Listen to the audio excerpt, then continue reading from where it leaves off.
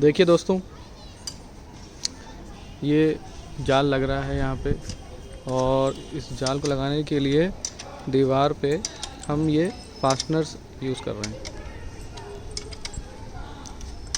ये फास्टनर्स हैं जो कि इस जाल को वॉल पे लगाने के लिए यूज़ होते हैं। पहले तो जाल को आपस में वेल्ड किया है। वेल्ड करने के बाद जो है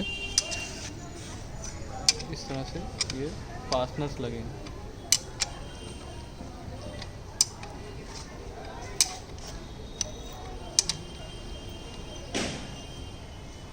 जोड़े लो तो टाइट करी लूट जाती है ऊपर।